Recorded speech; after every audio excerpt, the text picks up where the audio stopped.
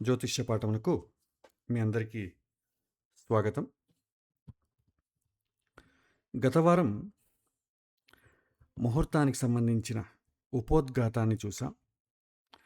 ముహూర్తం యొక్క ఉపయోగాలేంటి, మనం ఎందుకు దానికంత ప్రయారిటీని ఇవ్వాలి, ఇంకా చిన్న చిన్న మన దైనందిక జీవితంలో దీనికి సంబంధించిన చాలా ఉదాహరణలు కూడా మనం చూసాం. ఇవాళ మనం కొద్దిగా ప్రాక్టికల్గా వెళ్దాం. ఈ ముహూర్తాన్ని ఏ పారామీటర్స్ ఉంటాయి, దాన్ని ఏ విధంగా మనం ప్రాక్టికల్గా చూడాలి, మొదట తెలుసుకునే ప్రయత్నం చేద్దాం. గత వారం చెప్పినట్టు ఈ ముహూర్తం అనేది మనము శాస్త్ర ప్రకారంగా చూసినట్టయితే షోడశ కర్మలకు చాలా ప్రధానంగా చూస్తారు. వాటి గురించి మనం గత వారం చూసాం. ఇవాల్టి పాఠంలో ముహూర్తానికి సంబంధించిన బేసిక్స్ స్టెప్ బై స్టెప్ చూద్దాం. ఒక్కొక్క దాన్ని చూసుకుంటూ ముహూర్తాన్ని ఎలా ఫిక్స్ చేయాలి. అన్నిటికీ కూడా బేస్ ఒకటే ఉంటుందండి. కానీ మనం ఏ ముహూర్తం అయితే సెలెక్ట్ చేసుకోవాలనుకుంటున్నామో దానికి కొన్ని ప్రత్యేక కారణాలు ఉంటాయి. దానికి సంబంధించినవి కూడా మనం చూడాల్సి వస్తుంది. ముందుగా మనం మొదట ముహూర్తాలను ఎలా ప్రిపేర్ చేసుకోవాలి. ఎవరైనా వచ్చి అడుగుతారు, ముహూర్తం ఉందా లేదా అండి. మనం ముందుగా ప్రిపేర్ చేయాలి కదా. ప్రిపేర్ చేసి పెట్టుకున్నాం అనుకోండి, వాళ్ళు అడగగానే ముహూర్తం సెట్ అవుతుందా లేదా చూసి చెప్పేసేయచ్చు. ఉన్నట్టుండి వాళ్ళు అడిగినప్పుడే ముహూర్తం చూసుకోవాలంటే సమయం చాలా ఎక్కువ తీసుకుంటుంది. అలాగా మనం ఒక ముహూర్తాన్ని ఎలా ఫిక్స్ చేయాలి, దానికి ఏ పారామీటర్స్ వాడాలి అనేది ఇవాళ నేర్చుకున్నాం. ఇవాళ థియరిటికల్గా నేర్చుకున్నాం. నెక్స్ట్ క్లాస్లో ప్రాక్టికల్గా ఒక ముహూర్తాన్ని ఏ విధంగా ఫిక్స్ చేస్తారనేది మీకు చెప్తాను. మొదట మనం కన్సిడర్ చేయాల్సింది ఏంటంటే అస్తంగతము. అస్తం అంటాం, అస్తంగతము అంటారు, లేకపోతే మౌఢ్యము అంటారు, లేక చాలామంది గురుమూఢము, శుక్రమూఢము. ఇంగ్లీష్లో కంబషన్ అంటాం. గురువు లేదా శుక్రుడు కంబస్ట్ అయిపోవడం. మనం అస్తంగతం అనే టాపిక్ మనం బేసిక్స్లో నేర్చుకున్నాం. సూర్యుడికి గురువుకి లేదా శుక్రుడికి గురువుకి. ఎందుకంటే ఈ రెండు గ్రహాలనే మనం ప్రధానంగా తీసుకుంటాం. ఇవి రెండు శుభగ్రహాలు. శుభకార్యాలు మంచి ఫలవంతంగా ఉండాలంటే శుభగ్రహాలు బలంగా ఉండాలి. అవి అస్తంగతము చెందకూడదు అనేది ప్రధాన కారణం. కాబట్టి సూర్యుడి నుంచి గురువుకు మధ్య అంతరము 10 డిగ్రీల లోపల ఉన్నట్టయితే గురువు అస్తంగతం చెందుతాడు. శుక్రుడికి మరియు సూర్యుడికి మధ్య అంతరం డిఫరెన్స్ 8 డిగ్రీస్ తక్కువ ఉన్నట్టయితే, 8 డిగ్రీస్ కన్నా తక్కువ ఉండాలి, అప్పుడు శుక్రుడు అస్తంగతం చెందేని అర్థం. ఈ సమయాలు ఎలాంటి ముహూర్తాలకు రికమెండ్ చేయబడదు, శాస్త్రం రికమెండ్ చేయదు. కాబట్టి శుభకార్యాలు వృద్ధి చెందాలి అన్నట్టయితే శుభగ్రహాలు బాగుండాలి. కాబట్టి గురువు శుక్రుడు అస్తం ఏమైనా అయ్యాడా, మనకు పంచాంగాలు ఇస్తాడు. గురువు ఎప్పటి నుంచి అస్తంగతం అవుతాడు, మళ్ళీ ఎప్పుడు ఉదయిస్తాడు.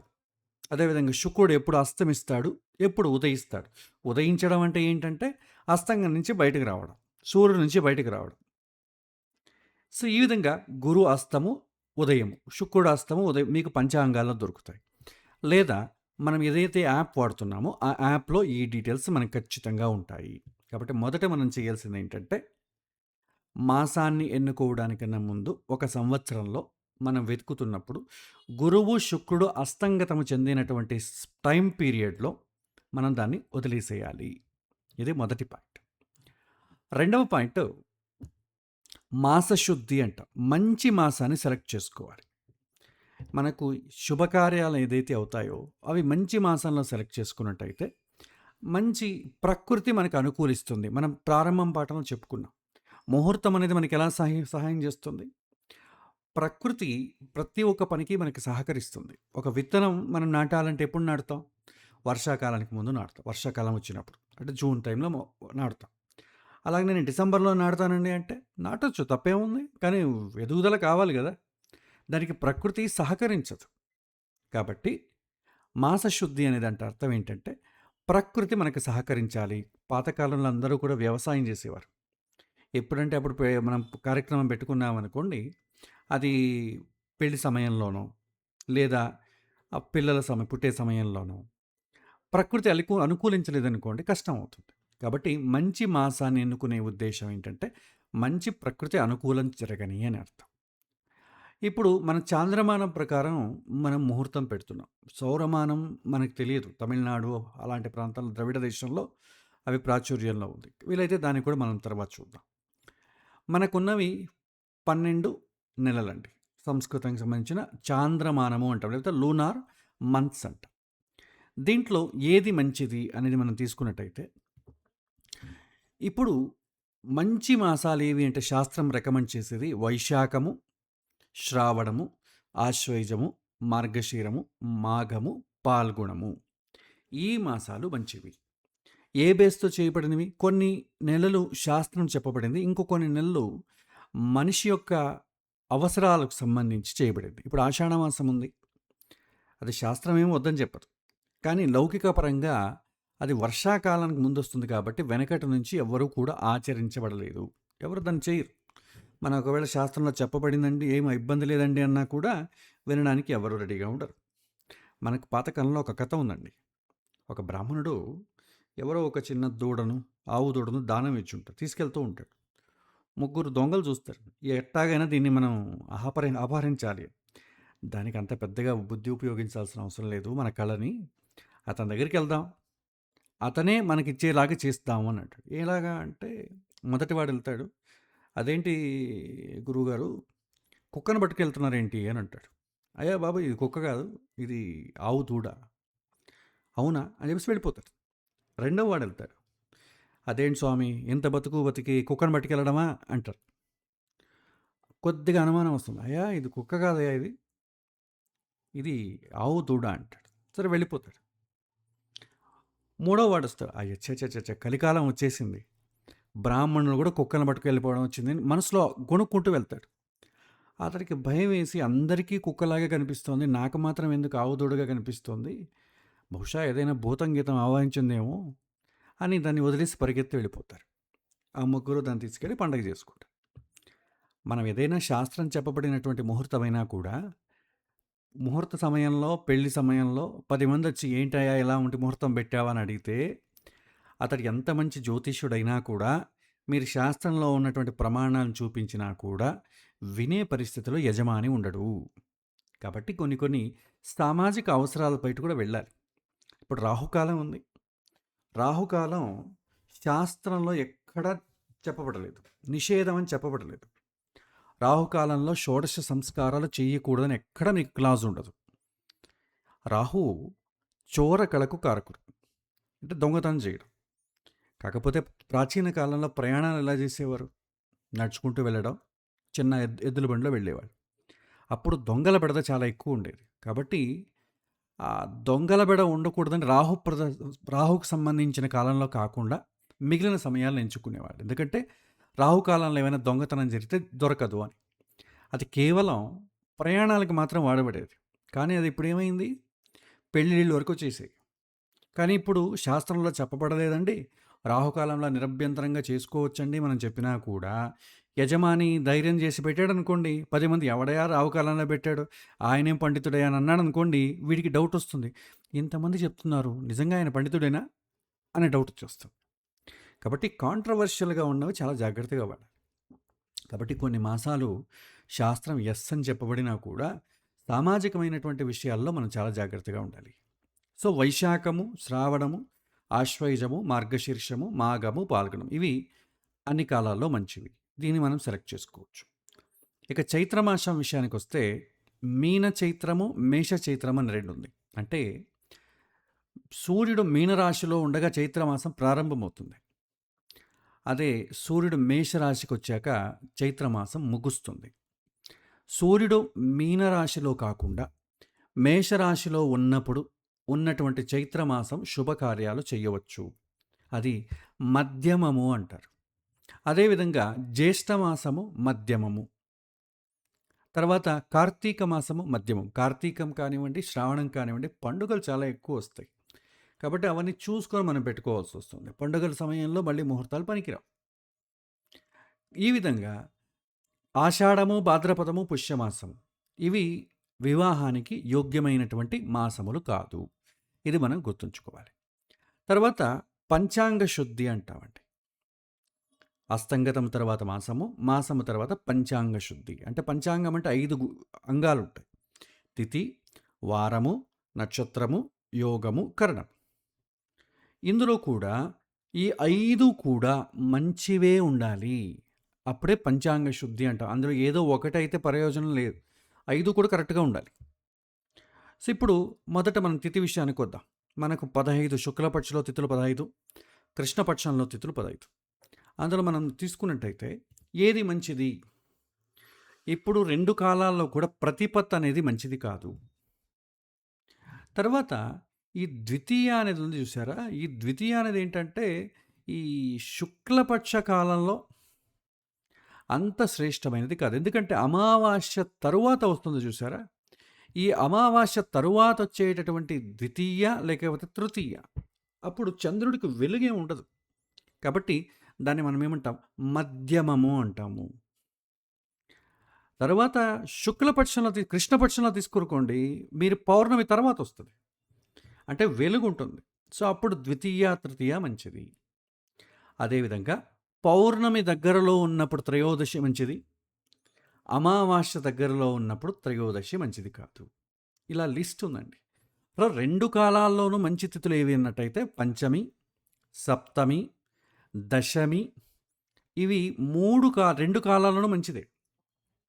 ఇక త్రయోదశి, వెలుగు ఉన్నటువంటి త్రయోదశి మంచిది, వెలుగు లేనటువంటి త్రయోదశి మంచిది కాదు. అదేవిధంగా ద్వితీయ, తృతీయ, వెలుగు ఉన్నటువంటి చాలా మంచిది, వెలుగు లేనటువంటి ద్వితీయ, తృతీయలు మధ్యమము అని చెప్పబడింది. సో, ఈ విధంగా తిథులను కూడా మనం గుర్తుపెట్టుకోవాలి.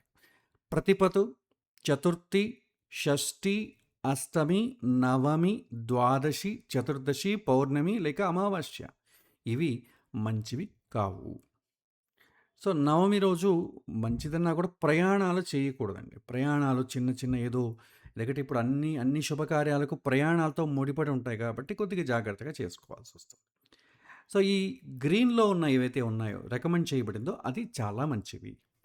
ఇక వారం విషయానికి వస్తే మనకు 7 వారాలు ఉన్నాయి. అందులో బుధవారము, గురువారము, శుక్రవారం శుభగ్రహాలకు సంబంధించిన వారాలు చాలా శ్రేష్టమైనవి. అదేవిధంగా సోమవారము, ఆదివారము మధ్యమము అంటాం. మంగళవారము, తర్వాత శనివారము అధమము, అంత మంచిది కాదు.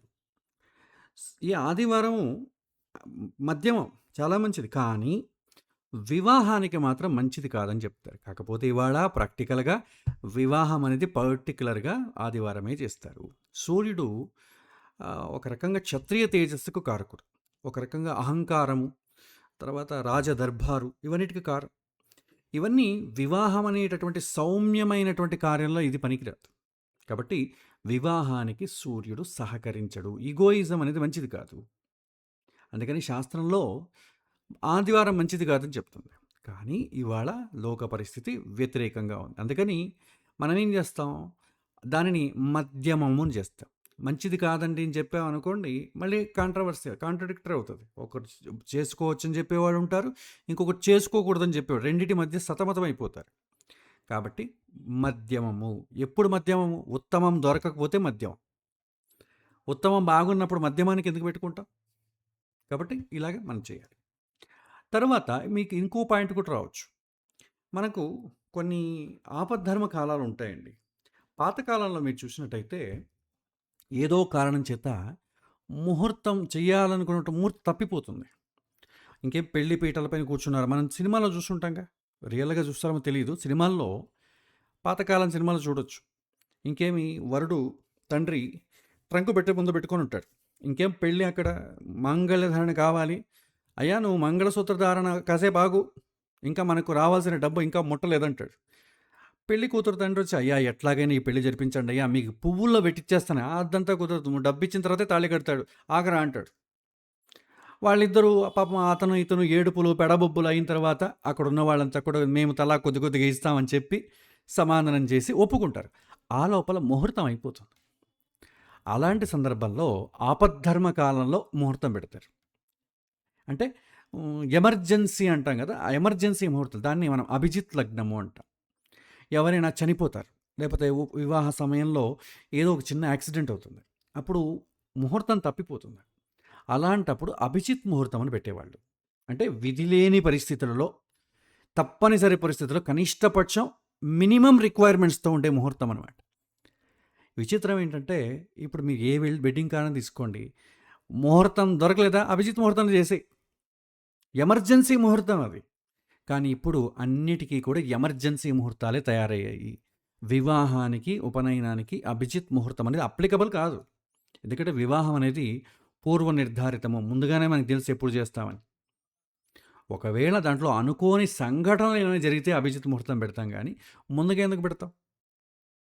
జ్వరం వచ్చినప్పుడు పారాసెటమాల్ వేసుకోవాలా, ముందే వేసేసుకుందామా? మనం ప్రశ్నించుకోవాలి.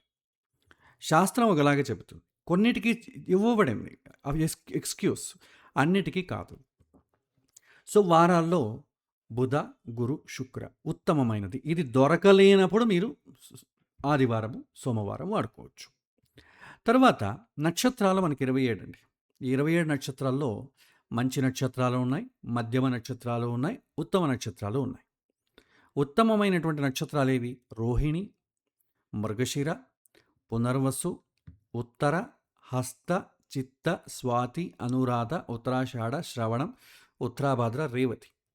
ఇది ముహూర్త నక్షత్రం అండి, జన్మ నక్షత్రం కాదు. దయచేసి ఎవరు కూడా అపార్థం చేసుకోకండి. నా నక్షత్రం పూర్వభాద్ర అండి, అది ఏదో మంచిది కాదంటున్నారు. ఇది ముహూర్తానికి మాత్రమే. మన పుట్టుక మన చేతిలో లేదుగా. మనం ఏ నక్షత్రంలో పుట్టాలి, మన చేతిలో ఏముంది? లేదు కదా. దాని గురించి చెప్పదు, ముహూర్త నక్షత్రం గురించి చెబుతుంది. సో ఇందులో అశ్వని, మఖ, మూల, ధనిష్ట, శతభిషం ఇవి మధ్యమ నక్షత్రాలు. ఇక భరణి, కృత్తిక, ఆరుద్ర, పుష్యమి, ఆశ్లేష, పుబ్బ, విశాఖ, జ్యేష్ఠ, పూర్వాషాఢ, పూర్వభాద్ర ఇవి అధమ నక్షత్రాలు. విశేషం చూస్తే భరణి, పుబ్బ, పూర్వాషాఢ ఇవన్నీ కూడా శుక్రుడి యొక్క నక్షత్రాలండి. ఇవి వివాహానికి పనికిరావు. ఇది వివాహానికి దేనికి పనికిరావు. విచిత్రం చూడండి, ఉత్తర, ఉత్తరాషాఢ సూర్యుడి యొక్క నక్షత్రాలు, అవి పనికొస్తాయి. అదేవిధంగా అనురాధ, ఉత్తరాభాద్ర శని నక్షత్రాలు, అవి పనికొస్తాయి. సో దీనికి ఎందుకు ఇలా కేటగరైజ్ చేయబడిందంటే ఆ నక్షత్రం యొక్క గుణాన్ని బట్టి. ఎందుకంటే కొన్నిసార్లు దీన్ని కేటగరైజ్ చేస్తారు. క్షిప్ర నక్షత్రాలు, దారుణ నక్షత్రాలు, మృదు నక్షత్రాలు, స్థిర నక్షత్రాలు, సాధారణ నక్షత్రాలు ఉంటాయి. క్షిప్ర నక్షత్రం అంటే మీకు త్వరగా రిజల్ట్స్ ఇస్తాయండి, ఇమ్మీడియట్లీ. దానికి క్షిప్ర నక్షత్రం అంటారు. దారుణ నక్షత్రం అంటే ఉగ్రమైనటువంటి ఫలాన్ని తీసుకొస్తాయి. ఈ దారుణ నక్షత్రాలు ఏంటంటే మూల, ఆరుద్ర, జ్యేష్ఠ, ఆశ్లేష ఇవన్నీ దారుణ నక్షత్రాలు. ఇప్పుడు ఎందుకు పనికొస్తాయంటే యుద్ధాలు గట్రాలు చేయడానికి పనికొస్తాయి, కోర్టు కేసులు వాదించడానికి పనికొస్తాయి.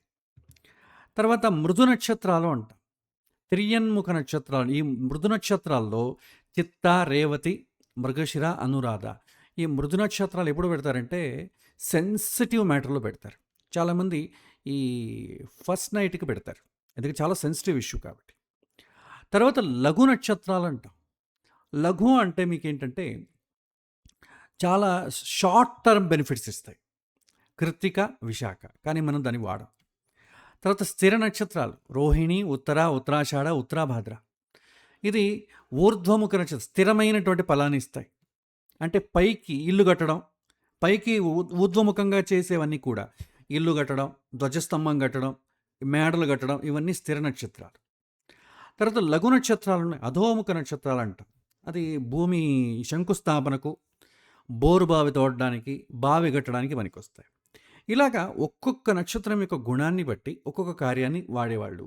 సో దాన్ని బట్టి జనరలైజ్డ్గా మనం తీసుకున్నట్టయితే రోహిణి, మృగశిర, పునర్వసు, ఎందుకంటే అవన్నీ గుర్తుపెట్టుకోలేంగా ఈ కాలంలో. అందుకని ఈ శుభ నక్షత్రాలు మాత్రం మనం తీసుకోవచ్చు, అదే అన్నిటికీ మనం అప్లై చేసుకోవచ్చు. తర్వాత నక్షత్రం తర్వాత మీకు యోగము అంటాం. యోగాలు కూడా మనకి 27 యోగాలు ఉన్నాయి, కానీ మనకు అంత బైహార్ట్ చేయాల్సిన అవసరం లేదు. ఇందులో కూడా మంచి యోగాలు, అవయోగాలు ఉన్నాయి.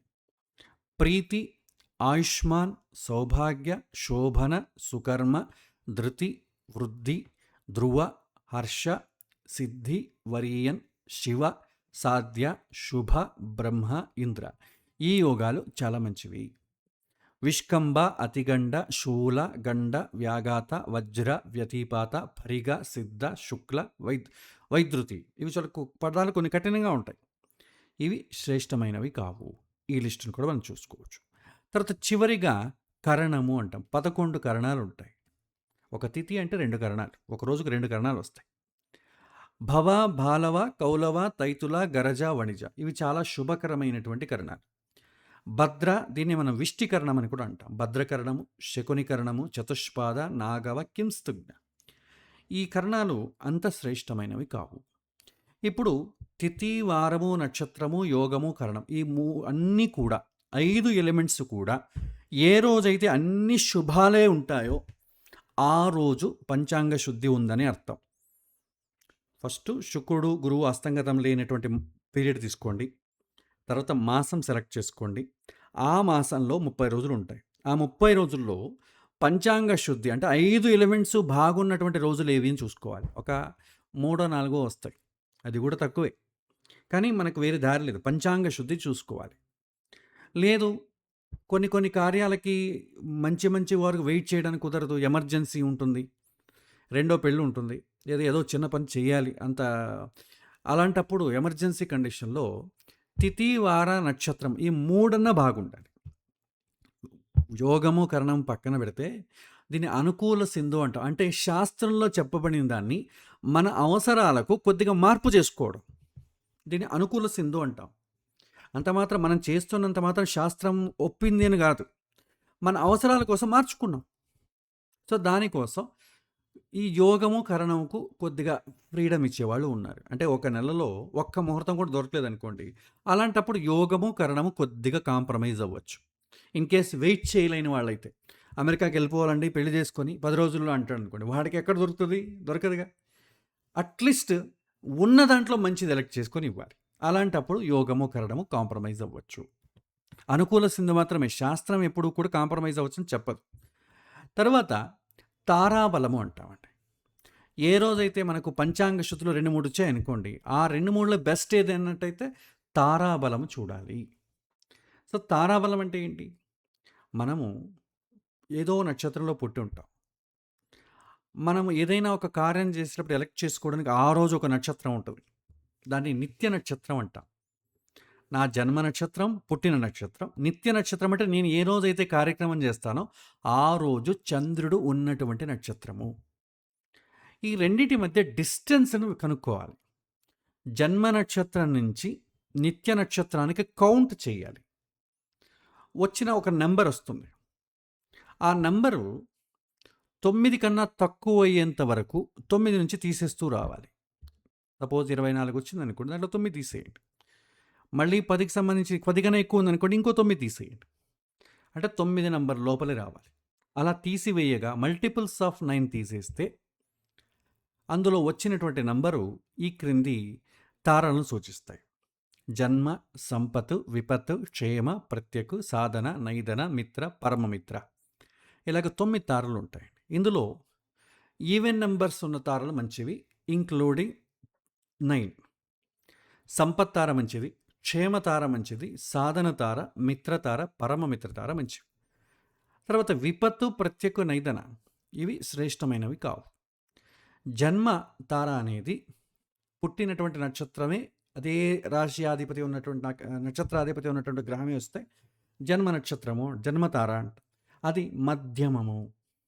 ఇన్ కేస్ మీకు మంచి తారలు దొరక్కపోతే దాన్ని వాడాలి, అదర్వైజ్ దాన్ని వాడకూడదు. ఇలాగా తారాబలం చూసుకుంటాం. ఇప్పుడు ఏమవుతుంది, ఒక నెలలో 3 ముహూర్తాలను 3 రోజులు వచ్చాయనుకోండి పంచాంగ శుద్ధి, అందులో తారాబలం ఉన్న వాటిని మాత్రం సపరేట్ చేస్తాం. తర్వాత చంద్రబలం. ఇప్పుడు తారాబలం అనేది ఏం చేస్తుంది అంటే సంకల్ప సిద్ధి కోసం వాడతామండి. ఏదైనా ఒక కార్యక్రమం చేసేటప్పుడు సంకల్పం గట్టిగా ఉండాలిగా. అంటే నేను చేస్తాను, సంకల్పం అంటే మనసులో చేసేవండి. అది ఇప్పుడు సంకల్పం అనేది బయట చేసేది వచ్చేసిందండి. మీరు అక్కడ కౌంటర్ దగ్గరికి వెళ్తే ఒక చీటీ ఇస్తాడండి. ఏం పూజ చేయాలనుకుంటున్నారు, అష్టోత్తరమా లేకపోతే పంచామృతమా అంటాడు. మీరు డబ్బు కడతారు, ఒక చీటీ ఇస్తాడు, అక్కడికి వెళ్ళండి సంకల్పం చేస్తాడు అంటాడు. సంకల్పం అనేది మనసులో చేసేది. అది పురోహితుడికి చీటీ ఇచ్చి ఆయన అయ్యా మీ గోత్రనామాలు చెప్పండి అంటాడు.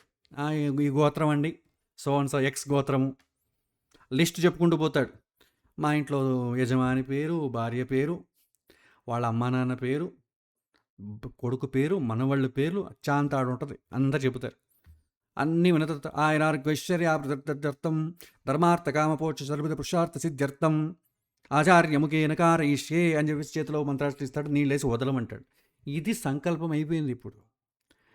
ఇది కాదండి, మనసులో మనం దృఢంగా అనుకోవడం. మనం ఏమనుకుంటామో దానికి కట్టుబడి ఉండడాన్ని సంకల్పం అంటాం. సంకల్ప వికల్పముల సంజాతమే మనస్సు. మనస్సు యొక్క గుణం అది. ఆ గుణం గట్టిగా ఉండాలి. ఇప్పుడు పెళ్లి చేసుకుంటా ఉంటారు, అయ్యో నేను పొరపాటున చేసుకోవాలనుకున్నాను, ఇప్పుడేమో వద్దనిపిస్తోంది, మా నాన్న మాట వినుంటే బాగుండేది అనిపించింది అనుకోండి, కష్టం అవుతుంది. ఎన్ని ఇబ్బందులు వచ్చినా నేను పెళ్లి చేసుకోవాలి, ఖచ్చితంగా చేసుకుంటాను అనే సంకల్పం గట్టిగా ఉండాలి. అన్ని విషయాల్లోనూ అంతే. ఇల్లు కట్టాలనుకుంటాను, కట్టే రోజు చేద్దామా వద్దా, కడదామా వద్దా, రేపు కడదాము, ఇలా అనుకున్నాం అనుకోండి, సంకల్పం గట్టి లేదని అర్థం. అవి చాలా విఘ్నాలకు దారితీస్తాయి. అందుకని మంచి తారాబలం ఎన్నుకోవడం ఎందుకంటే నేను నా దృష్టిని కేంద్రీకరించాలి అని అర్థం. తర్వాత చంద్రబలం అంట. చంద్రబలం అంటే ఏంటంటే మనస్సు ప్రశాంతంగా ఉండాలి. ఎవరు ఏమన్నా, పెళ్ళిలో బంధువులు వచ్చి గోల పెడతారు, నాకు మా వాళ్ళకి పప్పు అన్నం సరిగ్గా వడ్డించలేదండి, మా వాడికి స్వీట్ వడ్డించలేదండి, మాకు బట్టలు సరిగ్గా పెట్టలేదండి, మమ్మల్ని సరిగ్గా చూసుకోలేదండి, తిన్నావా అడగలేదండి అంటాడు.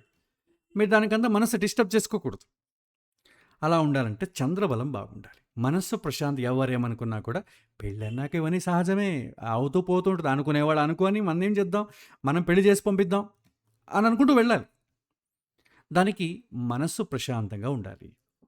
తారాబలం ఎలా చూస్తామంటే మనం పుట్టినటువంటి రాశి నుండి ఆ రోజు చంద్రుడు ఏ రాశిలో ఉన్నాడో దానికి కౌంట్ చేయాలి. డిస్టెన్స్ 1, 3, 6, 7, 10, 11 వచ్చిందనుకోండి, అది శుక్లపక్షం కానీ కృష్ణపక్షం కానీ చాలా మంచిది. అలా కాకుండా కృష్ణపక్షంలో మాత్రమే తీసుకుంటే 4, 7, 12 మంచిది. శుక్లపక్షంలో మాత్రం తీసుకుంటే 2, 9, 5 మంచిది. సో ఇలా చంద్రబలం ఏర్పాటు చేసుకుంటాం. ఇప్పుడు ఒకటి ప్రాక్టికల్స్గా మనం ఆలోచిద్దాం. దొరికిందే నెలలో 3 ముహూర్తాలు, అందులో తారాబలం అనేది ఫిల్టర్ అయిపోయింది అనుకోండి, ఇంకేం దొరుకుతాయి మీకు? అందుకని మన వాళ్ళు ఏం చేస్తారంటే కొద్దిగా అనుకూల సింధు చేశారు. ఇన్ కేస్ అన్నీ బాగుండి తారాబలం ఒకటి మిస్ అయ్యింది అనుకోండి, అప్పుడు దానికి కొన్ని స్పెషల్గా దానాలను చెప్తారు. విపత్ తారా అని వచ్చింది అనుకోండి, గుడదానము అంటే బెల్లం దానం చేయండి అని అర్థం. ప్రత్యేక తార వచ్చింది అనుకోండి, లవణ దానం చేయండి అంటారు. నైదన తారను పూర్తిగా అవాయిడ్ చేయండి అంటారు. కొంతమంది బంగారం దానం ఇవ్వండి అంటారు, కానీ అది మంచిది కాదు. నైదన తారాని పూర్తిగా వదిలిపెట్టేసేయాలి. నైదన తార కానీ వదతార అని రెండింటి పేర్లు ఉన్నాయి దానికి, దాన్ని వదిలిపెట్టేసేయాలి. మినిమం జన్మతార వచ్చిందనుకోండి, శాఖాదానం మీడియం కాబట్టి శాఖాదానం వెజిటబుల్స్ని దానం చేస్తాం. ఎవరికి? పురోహితుడికో బ్రాహ్మణుడికో. దీనికి మాత్రం ఎక్సెప్షన్స్ ఉన్నాయి. ఇన్ కేస్ అన్నీ బాగుండి ఇది ఒక్క తారాబలం బాగాలేదనుకోండి, దానికి ఒక్కదానికి ఎందుకు మనం మానేసేయాలి? అన్నీ బాగుంది, అలాంటప్పుడు మీకు దానం అనేది రికమెండ్ చేయబడుతుంది. అది అనుకూల సింధు. శాస్త్రం ఏం చెప్పబడలేదు. మన అనుకూలం కోసం ఒక బ్రాహ్మణులో భగవంతుని యొక్క ఒక రూపాన్ని స్మరిస్తూ, భగవంతుడా నన్ను క్షమించి ప్రకృతి నాకు అనుకూలంగా ఉండేటట్లు చెయ్యి స్వామిని కోరుకోవడం అంతే, ఒక రిక్వెస్ట్ అంతే. తర్వాత చంద్రబలం అంతే. చంద్రబలం ఇన్ కేసు మనకు బాగోలేదనుకోండి, ఎవరైనా ఏమైనా అంటారు, బట్ అన్నిటికీ పట్టించుకుంటూ అవుతుందా? ఈ కాలంలో మనం ఫిక్స్ అయిపోతాం, పెళ్ళి అంటే అంత సజావుగా జరగదు, ఏదో ఒక చిన్నపాటి గొడవలు ఉంటాయి. ఫిక్స్ అయిపోయారనుకోండి, ఇబ్బంది లేదు. సో ఒకవేళ చంద్రబలం లేదనుకోండి, బియ్యాన్ని దానం చేస్తాం. 1 kg బియ్యాన్ని పౌరోహితుడికి దానం చేస్తాం అంతే. ఈ ఒక్కదానికోసం మనం ముహూర్తం పోగొట్టుకోం. మన ముహూర్తం చూసేదే మినిమం ప్రయారిటీతో, మ్యాక్సిమం ప్రయారిటీ మనం చూడం. మినిమం కండిషన్స్ మీట్ అవ్వాలి కాబట్టి కొన్ని మనకు మ్యాచ్ అవ్వదు. సో చంద్రబలం ఉంటే మంచిది, లేకపోతే బియ్యాన్ని దానం చేయాలి. చివరిగా లగ్నబలం. ఇది అన్నిటికన్నా చాలా ముఖ్యం, ప్రయారిటీ ఎక్కువ. మన జాతకంలో లగ్నానికి ఏ ప్రయారిటీ ఇచ్చాం? లగ్న స్థాన బలము, లగ్న కారక బలము, లగ్నాధిపతి బలాన్ని చూసాం కదా. లగ్నంతోనే మన జీవితం ఆధారపడి ఉంటుంది. ఇక్కడ ముహూర్త లగ్నము అంతే, మన జీవితం లగ్నం పైన ఆధారపడి ఉంటుంది. జన్మ లగ్నానికి ముహూర్త లగ్నానికి తేడా ఏంటంటే, జన్మ లగ్నం ఎప్పుడు పుట్టాలో నా చేతిలో ఉండదు. ముహూర్త లగ్నం ద్వారా నా ఫ్యూచర్‌ని నేను కొద్దిగా మార్చుకునేటటువంటి అవకాశం, అనుకూలం చేసుకునేటటువంటి అవకాశం ఉంటుంది. ముహూర్త లగ్నానికి ఉంటుంది. కొంతమందికి జాతకంలో సంతాన యోగం లేకపోయినా కూడా ముహూర్త లగ్నం చాలా బలంగా ఉందనుకోండి, సంతాన ప్రాప్తి అవ్వడానికి అవకాశాలు చాలా ఎక్కువ ఉంటాయి. కాబట్టి ముహూర్త లగ్నాన్ని మనం చాలా ఇంపార్టెంట్‌గా తీసుకోవాలి. అక్కడ మనం స్థాన బలము, కారక బలము, ఆధిపత్య బలం ఏ విధంగా తీసుకుంటామో ఇక్కడ కూడా అదే తీసుకుంటాం. లగ్నం స్థానం బాగుండాలి. లగ్న అధిపతి బాగుండాలి. కారకుడు వివాహం అయితే శుక్రుడు, ఉపనయనం అయితే గురువు. ఇట్లాగా మార్చుకుంటూ వెళ్తాం. కానీ మీరు చూసేది స్థాన బలము, ఆధిపత్య బలం ఎక్కువ చూస్తాము. సో, ఇందులో శుభగ్రహాలకు సంబంధించిన లగ్నాలు చాలా మంచివి. శుభగ్రహాలు ఏమున్నాయి? శుక్రుడు, గురువు, బుధుడు. వివాహానికైతే శుక్రుడు చాలా ఇంపార్టెంట్. ధార్మిక కార్యాలకు గురువు ఇంపార్టెంట్. వివాహం కూడా ఒక రకమైనటువంటి ధార్మిక కార్యం. అదే బుద్ధితో ఉపయోగించే పనులకన్నిటికీ కూడా బుధుడు ఇంపార్టెంట్. సో, ఓవరాల్‌గా మనం ఏం చేస్తాం? శుభగ్రహాలకు సంబంధించిన లగ్నము మంచిది.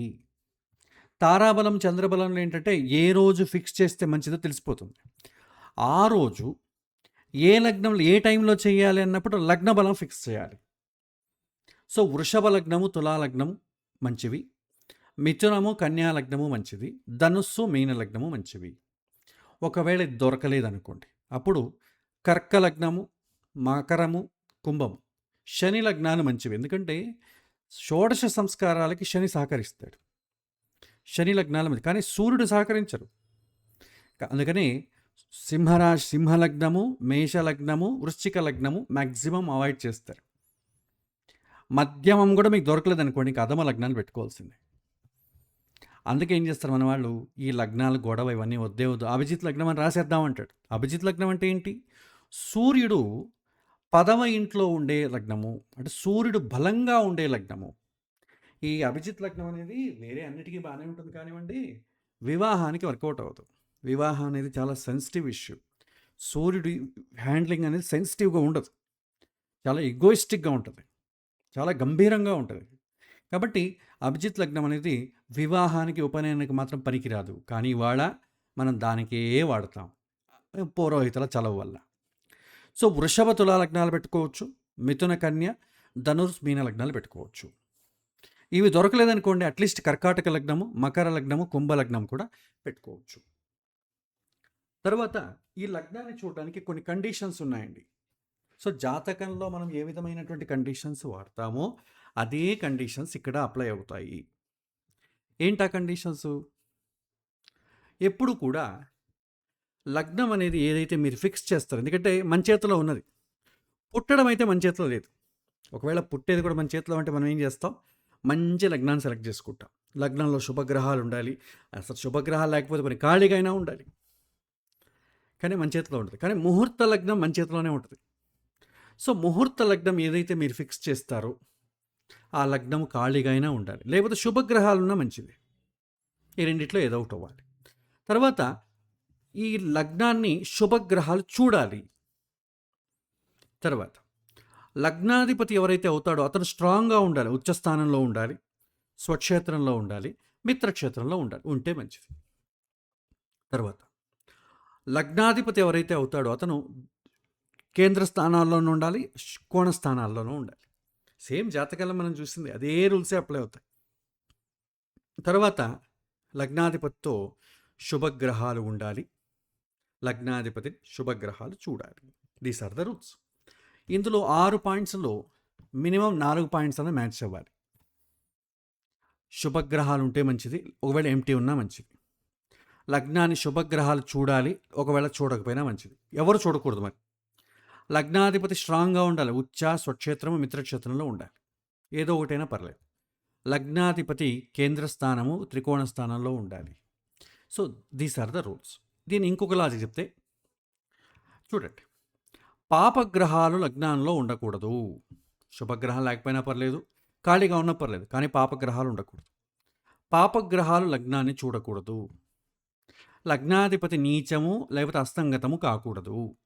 లగ్నాధిపతి 6, 8, 12లో ఉండకూడదు. ఈ 4 పాయింట్లు స్ట్రిక్ట్గా ఫాలో అవ్వాలి. ఇలా ఉన్నప్పుడే మన ముహూర్త లగ్నం మంచిదవుతుంది. లగ్నాధిపతి నీచబడినా, లగ్నాధిపతి 6, 8, 12లో ఉన్నా, లగ్నంలో పాపగ్రహాలున్నా, లగ్నంలో పాపగ్రహాలు చూసిన ఆ లగ్నాన్ని అవాయిడ్ చేయాలి.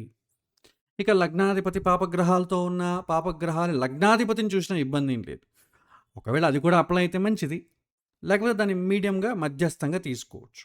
ఇది లగ్న బలానికి సంబంధించింది. ఖచ్చితంగా లగ్నము బలంగా ఉండాలి. తర్వాత ఏకవింశతి దోషాలు అంటాం. ఇది పర్టికులరీ ఓన్లీ ఫర్ వివాహానికి మాత్రమే, మిగిలిన దానికి పనిచేయదు. ఒక్కొక్క కార్యక్రమానికి కొన్ని స్పెషల్ కన్సిడరేషన్స్ ఉంటాయి. వివాహానికి ఏకవింశతి దోషాలు అంటే 21 దోషాలను వెనకటికి కన్సిడర్ చేసేవారు. ఇప్పుడు మనం ఒకటో రెండో చేస్తున్నాం. అది చాలామంది అది కూడా లేదు. లగ్నం బాగుందా, అభిజిత్ లగ్నం బాగుందా, చేసే అంటారు కానీ అసలు దీని జోలికి కూడా ఎవరు వెళ్ళరు. కానీ ప్రాచీన కాలంలో వివాహం అనేది చాలా సెన్సిటివ్. ఇద్దరు జీవితాలు ప్రశాంతంగా ఉండాలనే కారణంతో ఇది చేసేవాళ్ళు, చూసేవాళ్ళు. సో అదేంటని మనం చూద్దాం. ఒకటి ఇంపార్టెంట్ ఏంటంటే సప్తమ శుద్ధి అంటాం. దాన్ని జామిత్రీ దోషం అంటారు. శుద్ధి అంటే ఎంటీ అని అర్థం, లేదా క్లీన్లీనెస్, ఏ గ్రహము లేకుండా ఉంటే దాన్ని శుద్ధి అంటారు. సో వివాహానికి మీరు ఏ లగ్నం అయితే పెడతారో దానికి 7వ ఇల్లు ఖాళీగా ఉండాలి. శుభగ్రహాలు ఉండకూడదు, పాపగ్రహాలు ఉండకూడదు. ఉద్దేశం ఒకటే. శుభగ్రహాలు ఉందంటే ఏమవుతుంది, మిమ్మల్ని పారమార్థిక జీవితం వైపు తీసుకెళ్ళిపోతుంది. పాపగ్రహాలు ఉన్నాయనుకోండి, లౌకిక జీవితంలో ముంచేస్తాయి. ఈ రెండూ మంచిది కాదు, మీడియంగా ఉండాలి. కాబట్టి గొడవ లేదని ఏ గ్రహం ఉండకపోతే మంచిది. దాన్ని సప్తమ శుద్ధి అంటాము. వివాహానికి 7వ ఇల్లు ఖాళీగా ఉండాలి. ఉపనయనానికి 8వ ఇల్లు ఖాళీగా ఉండాలి. శంకుస్థాపన చేయడానికి 12వ ఇల్లు ఖాళీగా ఉండాలి. 12వ ఇల్లు అంటే ఖర్చులు. శంకుస్థాపన చేసేటప్పుడు ఖర్చులు తగ్గించాలి. ఖర్చులు పెరిగిపోతే మళ్ళీ అంతే, ఆయన దివాలా తీస్తాడు.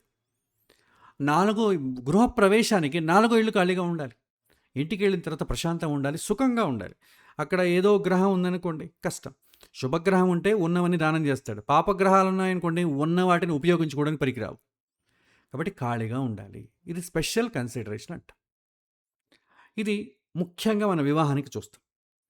రెండవది సగ్రహ చంద్రదోషము. చంద్రుడు ఎప్పుడూ కూడా అలోన్గా, సింగిల్గా ఉండాలి.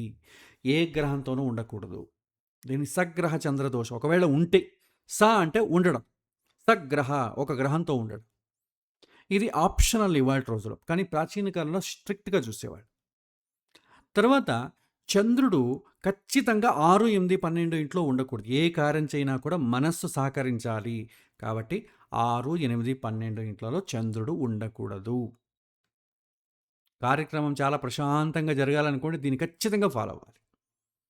ఇంకొక ముఖ్యమైనది ఏంటంటే అష్టమ స్థానంలో కుజుడు ఉండకూడదు. అష్టమ స్థానం అంటే ఆయుష్ స్థానం.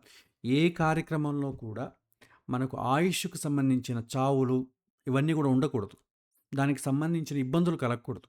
కాబట్టి 8వ ఇంట్లో సాధ్యమైనంత కుజుడు లేకుండా ముహూర్తం పెట్టాలి. వివాహానికి మాత్రమండి, మళ్ళీ వేరే దానికి అనుకోబాకండి. తర్వాత వివాహం అనేది ఏంటి, దాంపత్య జీవనము. దాంపత్యం అంటే సుఖము, సెక్షువల్ అఫైర్ ఇవన్నీ ఉంటాయి. శుక్రుడు 6వ ఇంట్లో ఉన్నాడు అనుకోండి, దాంపత్యం సరిగ్గా కొనసాగదు. కామము, రోగం ఇంట్లో ఉండడం. కామ ప్రకోపం జరగలేదనుకోండి, సంసారంలో దోషం అవుతుంది. కాబట్టి ఏ కారణం చేత కూడా శుక్రుడు 6వ ఇంట్లో ఉండకూడదు. మీరు ఏదైతే లగ్నం ఫిక్స్ చేస్తారో ఆ ఇంటికి 6వ ఇంట్లో శుక్రుడు ఉండకూడదు. ఈ కన్సిడరేషన్ చేస్తూనే మీరు లగ్నం పెట్టాలి. ఎన్ని కన్సిడరేషన్స్ చూడండి. దీంట్లో ఈ పాయింట్ చెప్పుకున్న పాయింట్లో ఫస్ట్ వన్, సప్తమ స్థానం ఎంటీగా ఉండాలి. లాస్ట్ 2, కుజుడు 8వ ఇంట్లో ఉండకూడదు, శుక్రుడు 6వ ఇంట్లో ఉండకూడదు. దీన్ని స్ట్రిక్ట్గా ఫాలో అవ్వాలి. చంద్రుడు వేరే గ్రహాలతో ఉన్నాడు, చంద్రుడు 6, 8 ఇంట్లో 12లో ఉన్నాడు. ఫంక్షన్ అన్నాక మనసు చెడిపోకుండా ఉంటుందా? దాన్ని మనం ఓకే, దాన్ని అడ్జస్ట్ చేసుకోవచ్చు. తర్వాత ఇంకా కొన్ని చెప్తారు, నేను 21 చెప్పట్లేదు, కొన్ని మాత్రమే చెప్తున్నా. ముహూర్త లగ్నం అనేది వధువు యొక్క, వరుల యొక్క జన్మ లగ్నం నుంచి 8వ లగ్నం అవ్వకూడదు. వధువు లగ్నం నుంచి 8వ లగ్నం ముహూర్త లగ్నం కాకూడదు. మరి వరుడు యొక్క లగ్నం నుంచి 8వ ఇంట్లో ముహూర్త లగ్నం కాకూడదు. ఇది ఆప్షనల్. తర్వాత సూర్యుడు ఒక రాశి నుంచి ఒక రాశికి ప్రవేశించడానికి మనం సంక్రమణం అంటాం. ఆ సంక్రమణ కాలాల్లో మనం ముహూర్తం పెట్టకూడదు. మరి లగ్న గండాంతము అంటాం. గండాంతం అంటే లగ్నం స్టార్ట్ అయ్యేటప్పుడు కానీ, లగ్నం ఎండ్ అయ్యేటప్పుడు కానీ ముహూర్తం పెట్టకూడదు. అంత్యకాలాల్లో ముహూర్తం పెట్టకూడదు. ఇంకొక 5 నిమిషాల్లో అయిపోతుందనగా ముహూర్తం పెట్టకూడదు. మినిమం లగ్నం స్టార్ట్ అయినప్పుడు ఒక 5 డిగ్రీస్ వదిలేయాలి. ఎండింగ్‌లో ఒక 5 డిగ్రీస్ వదిలేయాలి. ఎండింగ్ ఇలా చేయకూడదు. దాన్ని లగ్న గండాంతము అంటాం. తర్వాత చివర లగ్నం అనేది ఆ రోజు మనం ఏదైతే వివాహం చేస్తామో ఆ రోజు నక్షత్రము గ్రహణ నక్షత్రం అవ్వకూడదు. మనకు గ్రహణాలు వస్తాయి కదండీ! ఏదో ఒక నక్షత్రంలో గ్రహణం వస్తది. ఆ గ్రహణం వచ్చిన నక్షత్రంలోనే దాన్ని ఒక 3-6 నెలలు వదిలేయాలండి. చాలామంది ఆ కార్యక్రమాలు చేయరు. ఆ నక్షత్రంలో చేస్తే దానికి గ్రహణ నక్షత్రం అంటారు. అది దగ్ధమైపోయి ఉంటుంది. గ్రహణం వచ్చినటువంటి నక్షత్రాన్ని శుభకార్యాలకు వాడరు. ఒక 6 నెలలు వాడరు. ప్రాచీన కాలంలో ఒక సంవత్సరం వాడేవాళ్ళు కాదు. తర్వాత 6 నెలలకు వచ్చింది. ఇప్పుడు 3 నెలలకు. ఇప్పుడైతే చాలామంది దాన్ని కన్సిడర్ కూడా చేయట్లేదు. కానీ ముఖ్యంగా మనం చేయాల్సింది ఏంటంటే ఈ 21 దోషాలలో అట్లీస్ట్ మినిమమ్ అన్నట్టయితే మనం కొన్నైనా పాటించాలి. సప్తమ శుద్ధి, కుజాష్టమ దోషము, శుక్రుడు 6వ ఇంట్లో ఉండడం, తర్వాత సూర్య సంక్రమణం కాకూడదు, లగ్న గండాంతం. దీన్ని ఫాలో అయితే చాలు. అన్నీ కాకపోయినా కూడా మినిమం మనం ఫాలో అవుతాం. సో ఇక మళ్ళీ మనం ప్రాక్టికల్గా ముహూర్తం పెట్టుకునేటప్పుడు మళ్ళీ ఇవన్నీ కూడా ఒకసారి చూద్దాం. తర్వాత మిస్లేనియస్ థింగ్స్, కొన్ని జాగ్రత్తలు మనం పడాలి ముహూర్తం పెట్టేటప్పుడు. మనకు వారం అనేది ఉందండి. ఇప్పుడు గృహప్రవేశం చేస్తాం. ఎప్పుడు చేస్తాం గృహప్రవేశం? బుధవారం చేస్తాం. బుధవారం గృహప్రవేశము ఎన్ని గంటలకి? తెల్లవారు 5:30 గంటలకి. ఇప్పుడు ఇంగ్లీష్ క్యాలెండర్ అయితే రాత్రి 12 గంటలకు డే మారిపోతుందండి. కానీ మన శాస్త్ర ప్రకారం వారం ఎట్లా అవుతుంది? సూర్యోదయం నుంచే వారం కొత్తది వస్తుంది. ఇప్పుడు మీరు బుధవారం రోజేమో ఇంగ్లీష్ ప్రకారం బుధవారం, ఆ రోజు 5 గంటలకు ఏమవుతుంది? ఇంకా సూర్యోదయం కాలేదు. సూర్యోదయం అయిన తర్వాత బుధవారం, సూర్యోదయానికి ముందు ఏమవుతుంది? మంగళవారమే అవుతుంది. సో 5:30కి మనం గృహప్రవేశం అంటే అది బుధవారం కాదు, అది మంగళవారం. అది అదేవిధంగా ఆదివారం 5 గంటలకు గృహప్రవేశం అని అనుకోండి, శనివారం కిందకి వస్తుంది. ఎందుకంటే సూర్యోదయం కాలేదు. సూర్యోదయం తర్వాతే వారం మారుతుంది. ఇది మనం ముహూర్తం పెట్టేటప్పుడు చాలా జాగ్రత్తగా గుర్తుపెట్టుకోవాలి. తర్వాత 12:30 తర్వాత మళ్ళీ శుభకార్యాలకు మనం ముహూర్తం పెట్టాం. అంటే శాస్త్రం ప్రకారం మీకు ఆంధ్ర సైడ్ కొద్దిగా వెళ్తే వాళ్ళు రాత్రి ముహూర్తాలు పెడతారు. కానీ శాస్త్రంలో దానికి ఏం ప్రమాణాలు లేవండి. రాత్రి ముహూర్తం పెట్టాలి, రాత్రే శ్రేష్టము అనేది ఎక్కడ మనకు ప్రమాణాలు దొరకవు. కానీ వెనకటి నుంచి వాళ్ళు ఆచరించుకుంటూ వచ్చేసారు కాబట్టి వాళ్ళ విశ్వాసాన్ని మనం పాడు చేయకూడదు. కానీ శాస్త్రంలో సూర్యుడు అస్తమించిన తరువాత ఏ షోడశ సంస్కారము పనికిరాదని చెప్తుంది. మనం నామకరణం చేస్తామా రాత్రి 2 గంటలకి? చేయంగా. ఉపనయనం చేస్తామా? చేయం కదా. మళ్ళీ పెళ్ళి ఎందుకు చేస్తాం? ఏమో వాళ్ళకి ఆ లాజిక్ ఎందుకో మనకు తెలియదు. బట్ శాస్త్రం అయితే రికమెండ్ చేయబడలేదు. బట్ మేబీ ఆచారం వెనకటి నుంచి వస్తుంది అనుకుంటున్నాను. వాళ్ళ ఆచారాన్ని, విశ్వాసాన్ని మనం గౌరవిద్దాం. తర్వాత కొన్ని నక్షత్రాలు, తిథులు కాంట్రడిక్టరీగా ఉంటాయండి. శాస్త్రంలో ఏమో మంచిదని చెప్తుంది, ఎవరో వచ్చి మంచిది కాదండి అంటారు. అలాంటి కాంట్రవర్సీను మనం చేయకూడదు. రాహుకాలం శాస్త్రమేమో పర్లేదంటుంది, లోకమేమో సమాజమేమో వద్దంటుంది. ఇలా కాంట్రవర్సీగా ఉన్నదాన్ని మనం వదిలిపెట్టేసేయాలి. శాస్త్రానికి, సమాజానికి 2 ఇబ్బంది కలగనటువంటి పారామీటర్స్ని మనం కన్సిడర్ చేయాలి. ఛాలెంజింగ్గా తీసుకోకూడదు. ఏం పర్లేదండి మేము చేస్తామండి, శాస్త్రంలో చెప్పింది మేము చేస్తాం, ఎవడేమనుకుంటే నాకేంటి అంటే ఒక 10 మంది అన్నారనుకోండి, తల చెడిపోతుంది. ఇక పెళ్ళి అన్నాక ఇబ్బందులు కలగకుండా ఉంటుందా? ఏదో ఒక చిన్న నేను చెప్పాను ఆ రోజు ఆ ముహూర్తం పెట్టొద్దురా అని, చేశాడు, అనుభవిస్తున్నాడు. ఇతనికి ఏమవుతుంది? ఆ సమస్య దేనికో, ఎందుకంటే ముహూర్తం పెట్టినంత మాత్రం సమస్యలు రాకుండా పోవు. కానీ ఈ కారణాలు మనకు గుర్తొస్తూ ఉంటాయి. సో నేను ఆ ముహూర్తం పెట్టుకుంటే బాగుండేది, తప్పేదో వేరే జరుగుంటే దాన్ని వాడు చూసుకోడు, దీన్ని పట్టుకొని ఉంటాడు. కాబట్టి కాంట్రవర్షియల్గా ఉన్నవి ఎప్పుడూ కూడా ముహూర్తాలు పెట్టకండి. ఇది చాలా జ్యోతిష్యుడు గుర్తుంచుకోవాల్సిన విషయం. తర్వాత ఒకసారి ముహూర్తం చెక్ చేసిన తర్వాత మళ్ళీ ఆ ముహూర్తాన్ని మీరు చెక్ చెయ్యకండి. ఎవరో వెడ్డింగ్ కార్డు పెట్టేసి ఉంటాడు, అయ్యా ఈ ముహూర్తం ఒకసారి పరిశీలించండి, వాళ్ళు ఎవరో వద్దన్నారు, బాగాలేదంటున్నారు. పరిశీలించకండి. ఎందుకంటే వాళ్ళకి చేంజ్ చేసుకునే అవకాశం లేనప్పుడు మనం పరిశీలించకూడదు. దేవుడు ఎట్లా అవుతుందండి, ఒకసారి పెట్టేసిన తర్వాత మళ్ళీ చూడకూడదండి. మీరు మార్చుకుంటారో చెప్పండి, నేను చూస్తాను. అయ్యో మార్చుకోలేమండి, దాన్ని చూడడానికి ఏమైనా పూజలు ఉంటే చెప్పండి. దానికంతా పూజలు ఉండవు. సమస్య వచ్చిన తర్వాత పూజలు. సమస్య రాకముందే పూజలుండవు. జ్వరం వచ్చిన తర్వాత పారాసిటమాల్ టాబ్లెట్. జ్వరం రాకముందే ఏ డాక్టర్ కూడా మీకు పారాసిటమాల్ టాబ్లెట్ ఇవ్వడు. సో, జ్యోతిష్యుడు కూడా అదే పద్ధతి. ఇవన్నీ మనం చేసేవన్నీ మినిమమ్ ప్రయారిటీస్ అని చాలా జాగ్రత్తగా పాటించాలి. ఇందులో ఏదైనా ఒకటి లేకపోయినా కూడా మనం దాన్ని కన్సిడర్ చేయడంలో సాహసం చేయకూడదు. ఇవన్నీ మినిమమ్ ప్రయారిటీస్. మనం మ్యాక్సిమం ప్రయారిటీస్‌కి ఏం ఎళ్ళట్లేదు. నిజంగా మ్యాక్సిమం ప్రయారిటీ అయితే ఈ సంవత్సరంలో ఒక్క ముహూర్తం కూడా ఎవరికీ దొరకదు. ఎందుకంటే మంచి ముహూర్తం దొరకాలంటే మన ప్రారబ్ధం కూడా బాగుండాలి. మనం తెచ్చుకున్నటువంటి గత జన్మ నుంచి తీసుకొచ్చినటువంటి పుణ్యం ఉన్నట్టయితే అలాంటి వాడికి పర్ఫెక్ట్ ముహూర్తం దొరుకుతుంది. మీరేం చూడాల్సిన అవసరం లేదు. ఏ జ్యోతిష్యుడికి వెళ్ళడు. పాపం ఎవరో ఈ నక్షత్రంలో చేయవయ్యా అని చెప్పుంటారు. చేస్తారు. అది మంచి ముహూర్తం అయి ఉంటుంది. ప్రారబ్ధం బాలేదనుకోండి, మీకు ఎంత మంచి జ్యోతిష్యుడు వచ్చినా కూడా మీకు మంచి ముహూర్తం ఇవ్వలేడు. ఒకవేళ ఇచ్చినా కూడా మీరు ఆ ముహూర్తంలో పెళ్లి గాని, ఏ సంస్కారాన్ని గాని చెయ్యలేరు. ఎప్పుడో వెళ్ళిపోయి ఉంటుంది అది. వేరే వేరే కారణాల చేత మనమే క్యాన్సల్ చేసేసుకుంటాం. మంచి ముహూర్తం బాగుందని చెప్పినా కూడా ఆ ముహూర్తం వద్దండి, మాకు లేదండి, మా అబ్బాయి అమెరికా నుంచి రాలేడండి, వేరే ముహూర్తం పెట్టండి. ఈ విధంగా అవుతుంది. సో, ఎప్పుడు కూడా మంచి ముహూర్తం కావాలంటే జాతకంలో ఏడవ ఇల్లు, వివాహమైతే ఏడవ ఇల్లు, రెండవ ఇల్లు ఎవరికైతే చాలా బాగుంటుందో, శుభగ్రహ సంబంధం వస్తుందో వాళ్ళకి మంచి ముహూర్తం దొరుకుతుంది. ఎప్పుడైతే జాతకంలో ఏడో ఇల్లు, రెండో ఇల్లు వీక్‌గా ఉందనుకోండి, వివాహానికి సంబంధించి మంచి ముహూర్తం దొరక్కపోవచ్చు. దొరికినా కూడా మీరు చేసుకోలేకపోవచ్చు. మంచి జ్యోతిష్యుడే మంచి ముహూర్తం ఇచ్చారు. మాకి కుదరదండి, వేరే ముహూర్తం పెట్టండి అని ఇంకోటి దగ్గర పోయి వేరే ముహూర్తం పెట్టుకొస్తాడు. అలా జరుగుతుంది. కాబట్టి ఇవన్నీ కూడా చిన్న చిన్న కన్సిడరేషన్స్ అనమాట. ఇక మనం ప్రాక్టికల్‌గా వెళ్దాం. ఇంకా కొన్ని కొన్ని ఉన్నాయి. మనం పారామీటర్స్ చూడాల్సింది ఇంతే. ఇంతవరకు మనం ఏం చెప్పుకున్నాం? ఒకసారి చూసినట్టయితే మనం మొదట ముహూర్తం కన్సిడర్ చేసేటప్పుడు మొదట ఏం చేస్తాం? అస్తంగతము చెందకూడదు. ఓకే. అస్తంగతము చెందకూడదు. గురువులు, శుక్రుడు శుభగ్రహాల అస్తంగతం చెందకూడదు.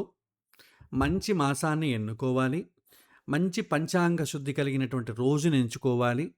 మంచి తారాబలం ఉన్నటువంటి రోజుని, చంద్రబలం ఉన్నటువంటి రోజుని ఎంచుకోవాలి. ఆ రోజు మళ్ళీ లగ్నము బలంగా ఉన్నటువంటి లగ్నాన్ని ఎంచుకునేటటువంటి సమయాన్ని తెంచుకోవాలి. తర్వాత వివాహం అయితే ఏకవింశతి దోషాల్ని, లేదా వేరు వేరు చిన్న చిన్న కార్యక్రమాలతో దానికి సంబంధించిన గ్రహాలు బాగుండాలి. చివరిగా లగ్నం తర్వాత మళ్ళీ వస్తుంది ముహూర్తము అంటాం. ముహూర్తం అంటే 48 నిమిషాల సమయము, ప్రమాణము అని అంటాం. మనం లగ్నమే పెడతాం. ముహూర్తం ఎవరు పెట్టరండి. సుముహూర్తం అని రేపేస్తారు. మనకు రోజుకు 30 ముహూర్తాలుంటాయి. 15 మంచి ముహూర్తాలున్నాయి, 15 దుర్ముహూర్తాలున్నాయి. కానీ మన ముహూర్తాలు చాలామంది క్యాలిక్యులేట్ చేయరు. ఎందుకంటే లగ్నం దొరకడమే కష్టం. అంటే మళ్ళీ అందులో ముహూర్తం కూడా దొరకాలంటే శతప్రయత్నం చేయాలి. సో, ఈ కాలంలో దొరకడం కష్టం కాబట్టి శుభ లగ్నమందు అంటాడు. శుభ లగ్నమందు మంచి సుముహూర్తమనందుని వాడే డిసైడ్ చేసేస్తాడు. మనం పెట్టేది లగ్నాన్ని వరకే. ముహూర్తం కూడా పెట్టామనుకోండి, దట్ ఇస్ మిరాకిల్. అంటే ఆ జీవుడు చేసుకున్నటువంటి మంచి ప్రారంధం ఉన్నట్టయితే మంచి ముహూర్తం కూడా దొరుకుతుంది. మనం లగ్నాన్ని మంచి ముహూర్తం అంటున్నాం. ముహూర్తం అంటే చిన్న ప్రమాణం అండి. లగ్నం అంటే 2 అవర్స్, ముహూర్తం అంటే 48 మినిట్స్ అండి. ఇంకా దానికి పుష్కరం ఉంది. పుష్కరం అంటే మీకు దాదాపు 9 మినిట్స్ వస్తుందండి. పుష్కర కాలము ఓన్లీ 9 మినిట్స్‌లో అంత కరెక్ట్‌గా మనం ఎక్కడ పెట్టగలం? అస్తంగతం ఉండకూడదు.